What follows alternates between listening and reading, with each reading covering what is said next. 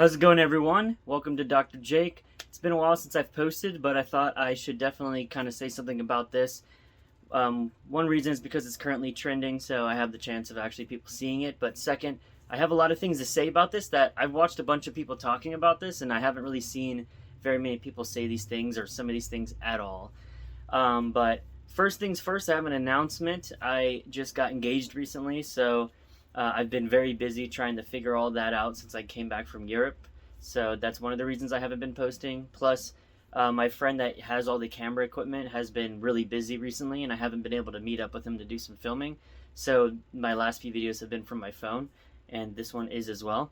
But I have some lapel mics coming in tomorrow or the day after, so that should make my sound quality a little bit better. And then when he's available, we'll be able to get that going.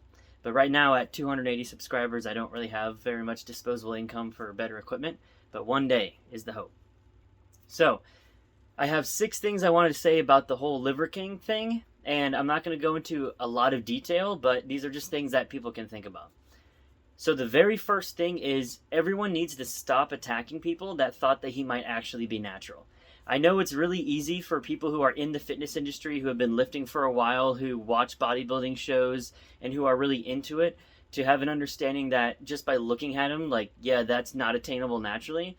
Like looking at Dwayne Johnson, that's not attainable naturally. All this stuff, Michael Hearn, all those people.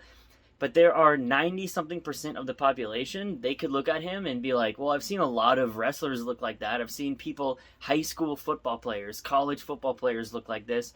I've seen a lot of people on YouTube look like this. Like, it wouldn't seem to them like that would be impossible to do without steroids unless they're actually a bit more into the culture. So when it comes to over 90% of the people, I would estimate, would totally be able to believe that that's possible if you're living an optimal lifestyle, right? Which is what he preaches. He preaches a type of optimal lifestyle. So don't get so mad at all these people that, I've seen a lot of comments of people being like, you must be an idiot to think this guy is not on steroids, or, if you thought he was not on steroids, then I got something to sell you, like all this kind of stuff. Yeah, it seems like that because you're in the fitness industry and you follow channels that are fitness related and, stuff like my stuff.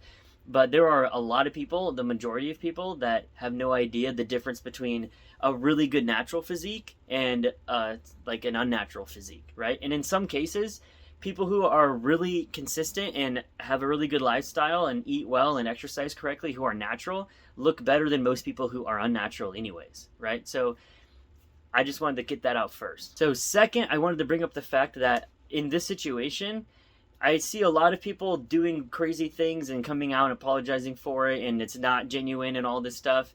There is one thing I wanted to say about him. I think in his case, we should obviously, I'm a Christian, so I think you should forgive, but don't forget what happened, right? A lot of people are saying that apology was complete crap. It obviously, wasn't written by a PR team, all the stuff he said, the way he said it. And they say that's the negative thing. Honestly, I think that's a positive thing. I would rather him come out and in his own words, stumble through an apology and, you can see the insecurity in some of the things he's saying and stuff like that than just him going up there and reading off someone in his PR team wrote to minimize damage, right? So I like that you can tell he actually is saying this stuff. And it seems, whether it's genuine or not, at least he didn't have someone else write it for him and he's just reading that, right? So obviously don't forget what he did. He's technically he scammed a whole bunch of people out of millions of dollars, and that is really messed up. But at least he didn't have someone else write the apology and him just read it. And we'll see what his actions actually say from now on. But step 1 was coming out with that apology and it being in his own words. I honestly was expecting him to come out and say, those emails were falsified. I never really said that. You don't have any proof, and continue on the course. But he didn't. So that's number 2.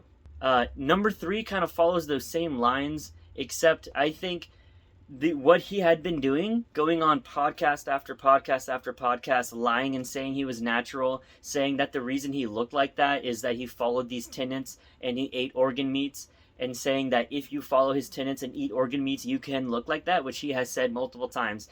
If you exercise this is almost quoting, if you exercise like I exercise twice a day really hard, Metcons, all this stuff for decades straight, and you eat like I eat, and you focus on all this stuff, raising your testosterone, raw organs, then you can look like me. Why would you think you can't, right? And then he goes and sells desiccated organs and all this stuff on his website and starts businesses toward it, I honestly think that should be illegal, and there should be some type of legal reprimand against that. And at the very least, I think we're going to see a few people coming out talking about how they're going to sue his businesses now for false advertisement, or for like they can literally use him advertising it, saying, if you eat this, you'll look like me. I'm 100% natural. Trust me, blah, blah, blah, blah, blah. Like, without a shadow of a doubt, I'm natural. And then 3 months later, him being like, you're right, I'm actually not natural. I was just like, really insecure, and I didn't really know how to come out and do this whole social media thing, and I lied to a lot of people.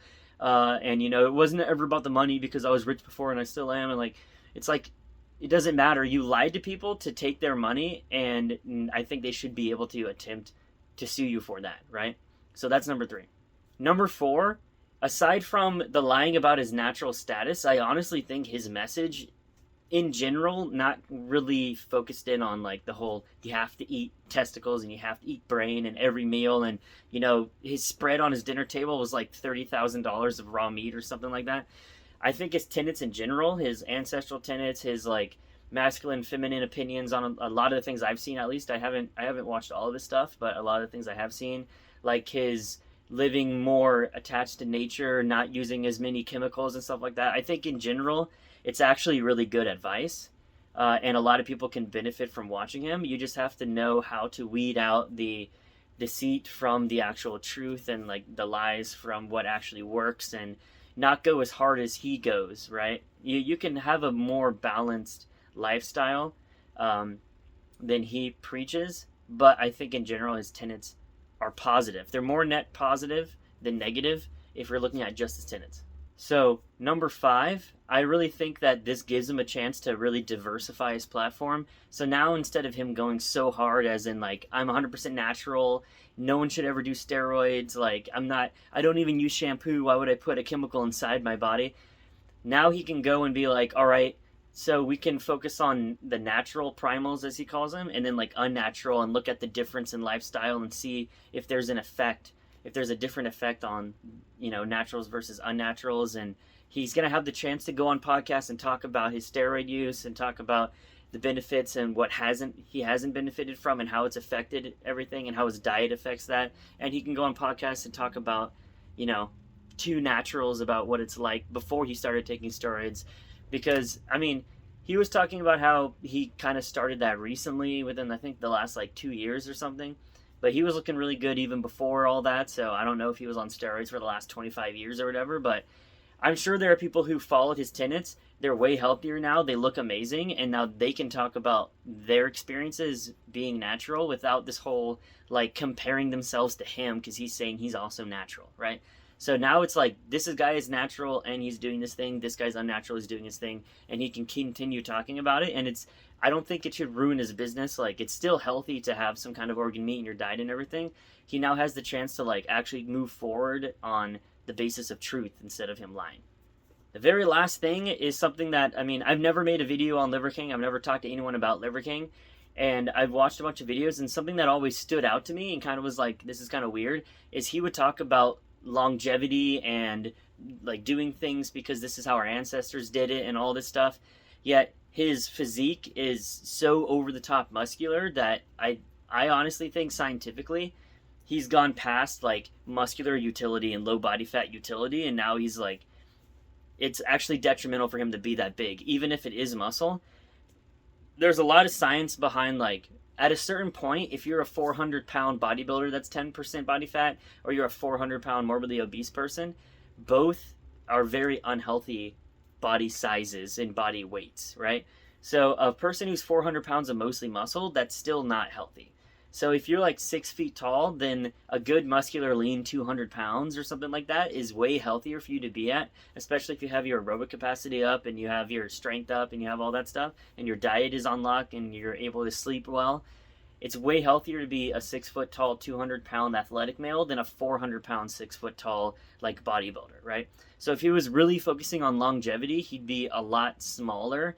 He would still be muscular and lean, but he wouldn't be ripped all the time and carrying around 600 pounds and taking steroids and doing all that stuff, right?